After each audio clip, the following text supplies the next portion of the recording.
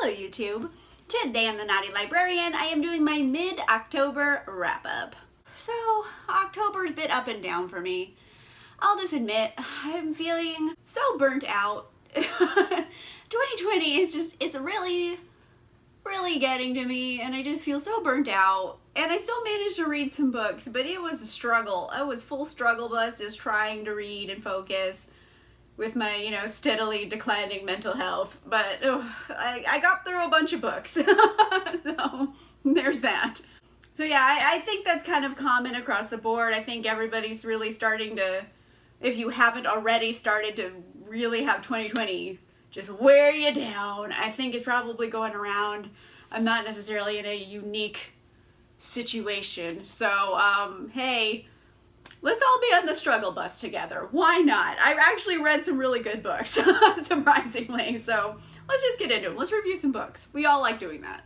First category is parenting is super hard, and I read 2 of them. So technically, I have like 100 pages of this left, but I wanted to film it now. Why not? I'm almost done with it. I know I like this book quite a bit. It's very good. And this is the Southern Book Club's Guide to Slaying Vampires by Grady Hendrix. This is also the book of the month for the Blazing Bodice Rippers Book Club. And I just also want to shout out, hey, you know what I need? I need to feel social even at a distance. And you know what? I just want to celebrate Halloween just to feel something again in 2020. So on this channel, on Halloween Eve, 6 p.m. Pacific time, I'm having a vampire party. It's going to be really fun. We're going to be discussing this book.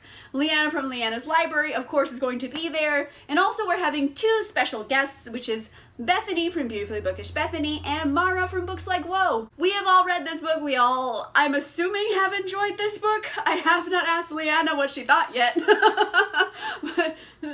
But anyway, we're all going to discuss this book. We're all dressing up like vampires. I figured, let's have a vampire party. It's Halloween. No one can go out and do anything. Come join us. There's going to be wine, book talk, vampires. Knowing myself, there's probably going to be too much wine. I'm going to be a little drunky pants by the end, and I'm okay with it. So, yeah, I can't give a full review yet because I have like a little teeny bit left to read, but this book will just resonate with you, I think is the best way to describe it. It's in the 90s. It's kind of loosely, it's not a sequel to My Best Friend's Exorcism, but it's kind of in the same universe of. It happens in the same town, but a few years later. And this time it's kind of as if a suburban housewife is facing off against Dracula. I mean, it sounds preposterous, but in a good way, because it really works. And it deals with a lot of issues that I feel anyone can understand, but I think in particular women will understand. Gaslighting is a big key factor in this book. But it works. I'm actually very impressed with it. It's nuanced, it's interesting. This is a creepy vampire. There is one scene that I have, it took me aback because I didn't know that there was any trigger warnings here. I mean, it's a book about a vampire, so I'm assuming gore would already be there. That's not surprising. But there is a sexual assault in here that is a bit graphic, and I was displeased with that. So be aware that that does exist in the book. But overall, though, I do really enjoy it. I think it's very good, actually. And yeah, I'll talk more about it when I've actually finally completely finished it, because I have this much left. I'm so close. So close to finishing, but I'm just having a hard time focusing. So I'll get it done. It'll happen. And yes, come join us at our vampire party on Halloween. It's going to be super fun. I also picked up Malory by Josh Malerman. This is the sequel to Bird Box. Now, I'm just going to get this out of the way. The elephant in the room is that, does Bird Box need a sequel? Arguably no. It does kind of end in a well-rounded way where there's still a dash of hope. And this was oh, you thought there was hope? Fuck you! You know what? This is a slow burn of a book. In the end, I did give it 4 stars. I do like the original source material Bird Box better. This one, it took a long time to get going, and I just didn't feel like it was crafted as well as Bird Box was. But it is an interesting character study still, because Malory, our titular Malory, is one of my favorite heroines to ever read in a book. Like, she's amazing. And I do recommend reading the book over seeing the movie, because in the book, like Malory really has to dig deep into the core of her being to overcome things. And she's infinitely fascinating. So for that key factor of my enjoyment, he nailed it. I love being in Malory's mindset and how she interacts with the world. And she's always had like kind of a conflicted relationship with motherhood, because, you know, this is the apocalypse and now she's raising children by herself. It's like the worst time to be a single mother. So now this is like 12 years later. So these kids are like teenagers now.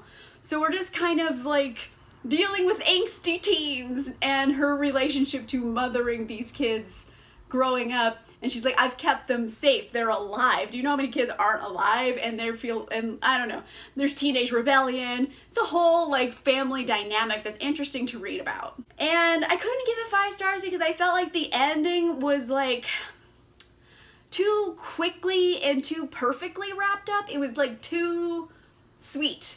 Like, I don't think it needed a cherry on top. You know what I mean? It was too sweet. It was almost saccharine. So, like, you know, like okay, sorry, spoilers. I mean, it's already a movie and the book has been out for several years, but like the end of Bird Box, where they get to this one place that's supposed to be safe and she can finally take a breath. And that's kind of where the book ends, where she's like, maybe they're gonna make it. Hey, you know, they went through a lot of shit and things are still really shitty, but like they're gonna make it. You know, it had that ending. This one is just like, it's too Disney almost. It's too sweet.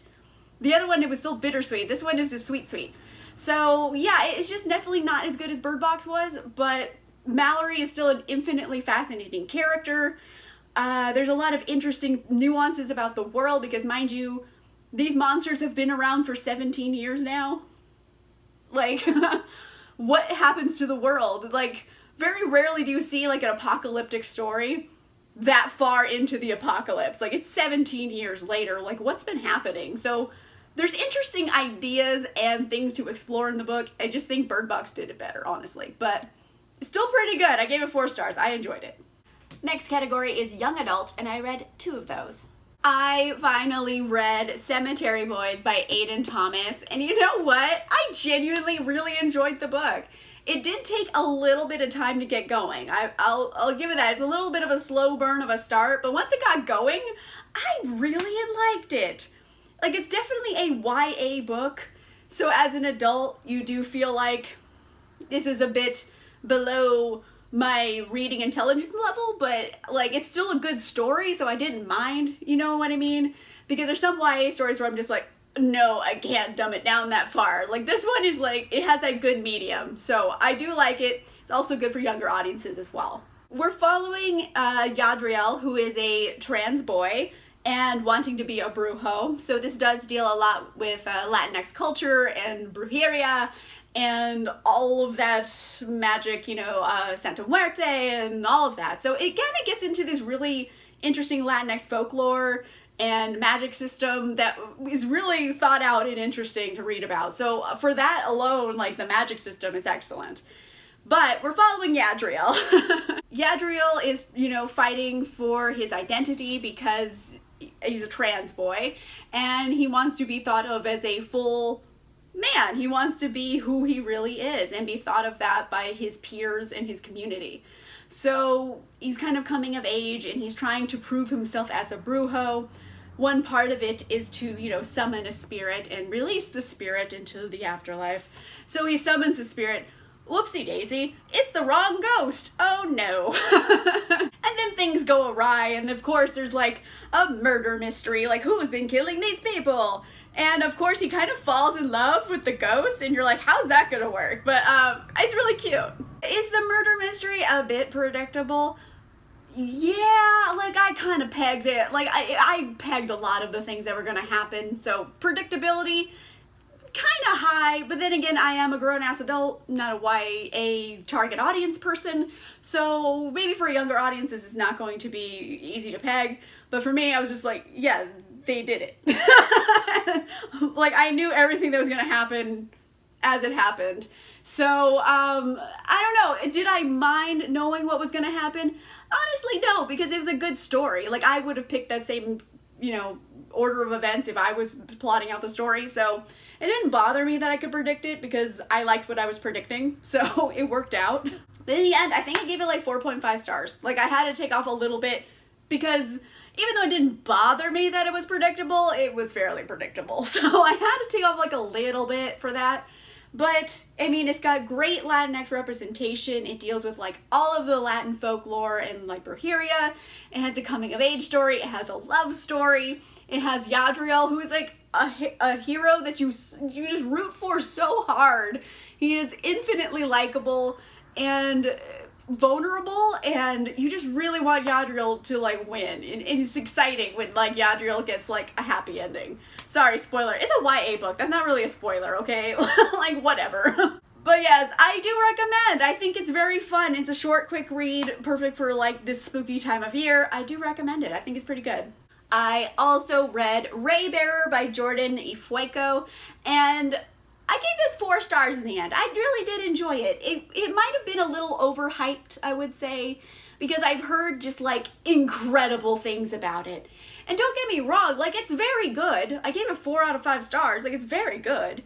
But it's a little too slow burn. Like, this was, like, a common theme with a lot of the books I was reading, that they really took their time getting going.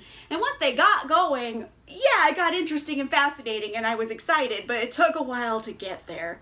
And the same with this one. It took a while for things to build enough for me to, like, really get invested in these characters.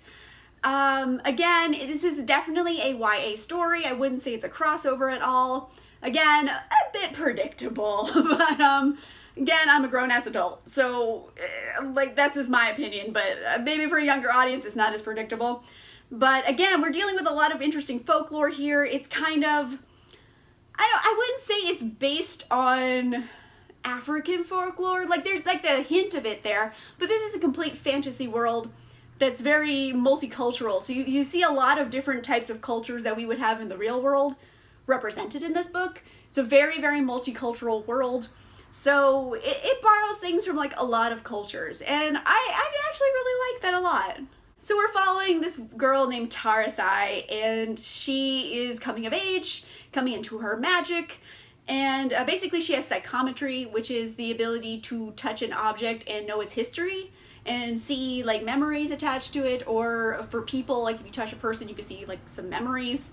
And, I mean, they never use the term psychometry. I'm just a nerd who's, like, studied too much paranormal stuff in her life, so I know the term. But, in this world, like, a lot of people have, like, some type of magical ability, and there's this way that, like, the royal family, there's a Raybearer, and they can all share this ray with, like, 12 other people, and you're all, like, completely connected mentally.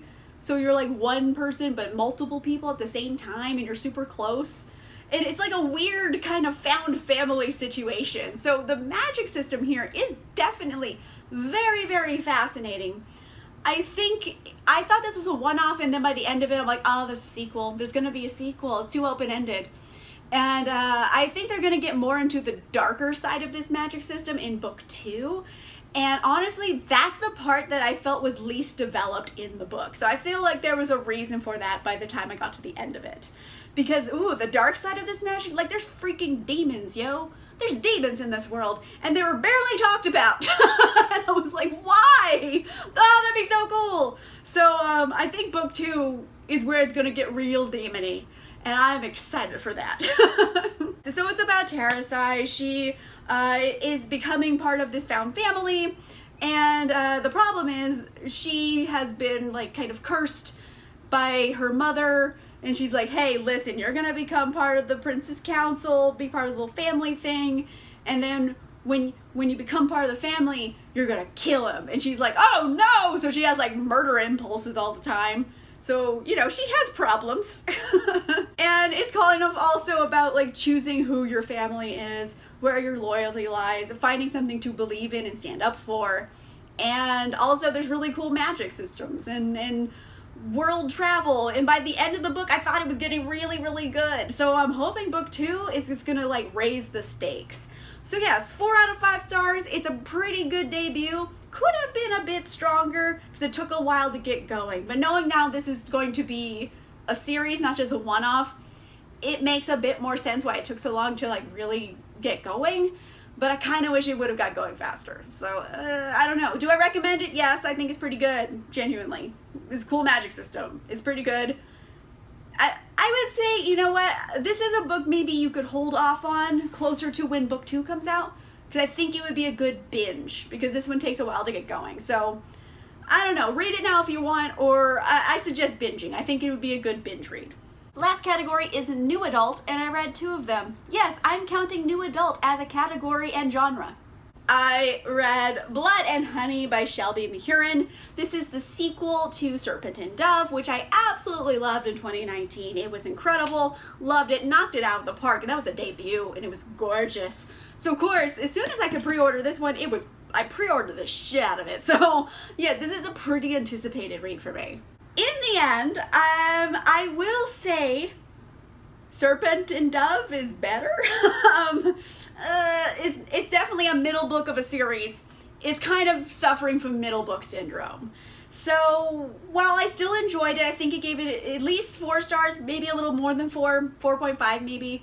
I still had a lot of fun with it. Okay, it's just hard to describe because there's too many plot points going on that are spoilery, but it is book 2 of a series, so we're still following Lou and Reed. Lou is a witch, Reed is a witch hunter, they're married. How are these crazy kids gonna work it out? So they are still on the run from Lou's murderous mother. We found all that out in book 1. That is like the loosest synopsis of book 1 with the fewest spoilers possible. So in this one, they're like, hey, my mom is super murderous, let's try to stop her. And so they're going around town trying to find allies, trying to, you know, have this big showdown and stop her mother. That's where I feel like the book has a failing because so much of it is a quest. It's a very questy story. So like these people are going on that quest and these people are going on this quest. And I don't know, I wanted to see more interpersonal relationships between these characters develop. And like I understand why they were separated because this is more putting their relationships to the test and seeing like, are they strong enough to survive or not? Like I get what they're doing, but as a reader, it was very frustrating. I spent so much time being frustrated with these characters, having miscommunications, like almost breaking up, all this stuff, and it was just like drama. And like I get the point of the drama. It's about reinforcing these relationships and seeing them grow through adversity. But oh gosh, as a reader,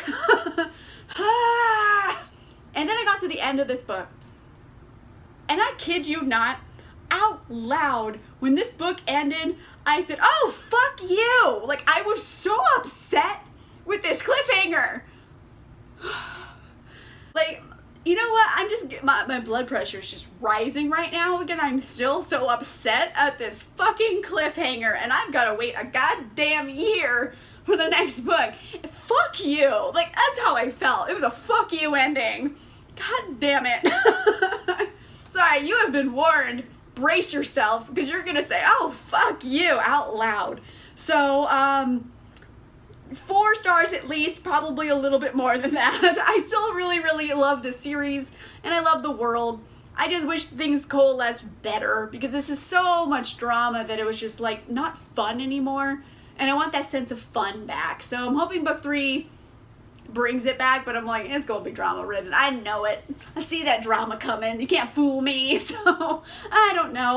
I'm still really excited for the book 3. Am I gonna pre-order it? Yes, I already did. Seriously, I've already pre-ordered book 3. So like I'm gonna read it. Nothing's gonna put me off to this series unless I hear something terrible. Hopefully not. Come on, 2020. Don't kick a girl while she's down. So I don't know. I recommend. It's fun. It's definitely suffering from middle book syndrome though. Last up, I read White Fox by Sarah Faring, and 5 stars. Like 5 freaking stars. Like I'll tell you right now, this is making my best of 2020 list. I am obsessed. Like, look how many tabs I put. I never tab things anymore because I can't be bothered, but like I went out of my way to tab this. Like, that's how much I like the writing. So this is not a sequel, it's just another one-off story by Sarah Faring. Her debut, 10th Girl, was one of my favorite books of 2019. I had to order this one. They kind of happen in the same universe because there are little Easter eggs in here from 10th Girl, but the stories are not related at all. However, oh, this one is so dark and mysterious, and I love how she writes characters and emotions. She is like a goddess of adjectives. How she writes, it's gorgeous. Like, I can't put into words because I'm not an author, but like I'm sure Sarah Faring could put into words how good her writing is because it's amazing. So on the other hand though, it's a bit of an acquired taste because like I said, she's a queen of adjectives and I like a lot of adjectives. I want to know how people are feeling. And if you don't really like kind of abstract emotion descriptions, you're gonna get frustrated. For me, I am obsessed. This is like an auto by author for me forever now. Like, I love her books. They're also one-offs. It's a one and done. I don't have to wait for a sequel. Thank you. I don't need that kind of anticipation in my life right now. So we are following these two sisters, Manon and Thais. I'll call her Ty because that's what everyone calls her in the book. And their mother was like a very famous movie star. And their dad is a tech tycoon. And their mother mysteriously disappeared one day. She just disappeared. No one's ever found her. She took just a couple things with her. It's like a complete mystery to the whole world. And mind you, this is like one of the most famous actresses in the whole wide world disappearing. What? What's happening? Her whole life is a mystery. So now it's been about 10 years later. These sisters, they've kind of grown apart because it's a trauma that they both experienced, and they're both dealing with the trauma in very different ways. These sisters kind of have to come back together and work together and complement each other in this murder mystery. They're trying to figure out what really happened to their mother. Is she still alive? Did she dead? Did someone hurt her? They don't know. They have no idea. So they're going around looking for clues and trying to like solve the mystery, because her mother's a mystery to the whole world. That's why she's infinitely fascinating. And it's also kind of an interesting treatise on fame and how everyone thinks they just own a piece of you because you're like a public figure. Sorry, I'm getting way too deep into like the themes in this book here, but it's really good. There's so many themes involved here. It's just, 5 stars. So yes, you have these two sisters and they're looking for what happened to their mother. And the only clues they have is this mysterious script their mother wrote before she disappeared. It was called White Fox, the titular White Fox. And it was just like a creepy, like cocaine fever dream of a fairy tale. And so they're going through the script and like looking for the real world references of this fairy tale to find their mother. And it's so eerie and spooky and like dangerous. And I really, really love both these characters. They're both so different, but like so compelling in different ways. Like, for a lot of the times I really liked Manon, but like, I'm like, you know what? I think she's my girl. I don't know, these two sisters, and they're very different but very fascinating. And honestly, I'm just gonna keep talking freaking forever about Sarah Faring if I don't shut up now, because this is one of my favorite authors now. Her writing's just incredible. Like, these are 2 books in a row that I'm like knocked it out of the effing park for me. So, do I recommend this? Fuck yeah, I recommend this. It's so gosh darn good. Please read it. More people need to read Sarah Faring books. They're so good, guys. They're so good. All right. So that concludes the first half of October. You know what? I read all good books. I don't think anything on this book list was under 4 stars. So far, the books I've been reading are fantastic. I'm just having a hard time focusing on them. It's been difficult. Gosh, 2020, guys, it really caught up with me in October. But anyway, let me know in the comments down below. Have you read any of these books? And if so, did you like them? Did you dislike them? What were your opinions? Also, hey, are you gonna come to my vampire Halloween party? Because you know what? I'm hyping it up. I'm really excited about it. I think it's gonna be a good time. Please come, hang out, dress up like a vampire in your own house. It's gonna be a good Halloween. We're gonna make it good. Come hang out, please. If you like this video, make sure you give it a like. And if you want to see more videos, make sure you subscribe. And I'll see you guys soon. Bye-bye.